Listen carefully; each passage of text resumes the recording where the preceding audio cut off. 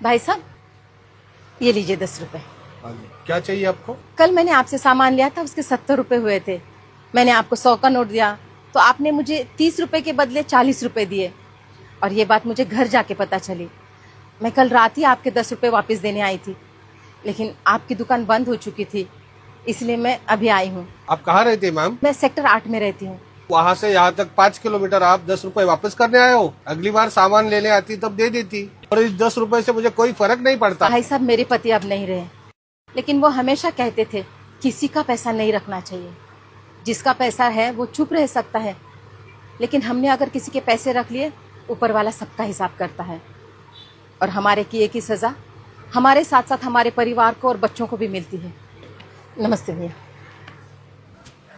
रमेश, दुकान पे ध्यान दे, मैं आ रहा हूँ। अरे मालिक, आओ क्या? आइए आइए आइए आइए, बैठिए बैठिए। बताइए कैसे आना हुआ आज? आपने मेरी दुकान से जो जो सामान खरीदा था उसका पैसा मुझे कल भिजवा दिया था। उसमें 300 रुपए ज्यादा थे। ये बात मुझे तुरंत समझ में आ गई थी, लेकिन लालच में मैंने वो रुपए रख लिए।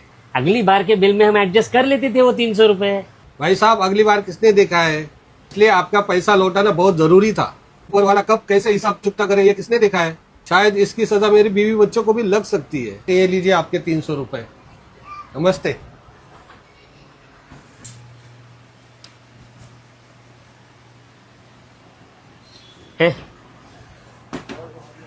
ऑफिस संभाल, मैं जरा आता हूँ।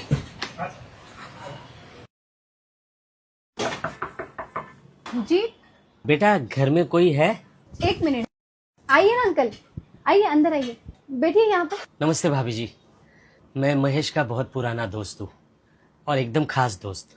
दरअसल महेश पिछले कुछ सालों से मेरे पास पैसे जमा कर रहा था, लेकिन बीच में ही महेश हम सबको छोड़कर चला गया। महेश ने 13 लाख रुपए जमा किए थे मेरे पास। अब ये बात महेश और मेरे अलावा किसी को पता नहीं थी, इसलिए उन पैसों का लालच मुझ पे हावी हो गया। लेकिन आज एक दोस्त की वजह से मेरे ज़मीर ने मुझे पूरी तरह से झंझोड़ा, और फिर मुझे लगा कि अगर मैं किसी का पैसा खाऊं तो उसकी हाय मेरे बच्चों को लग सकती है, मेरे परिवार को लग सकती है।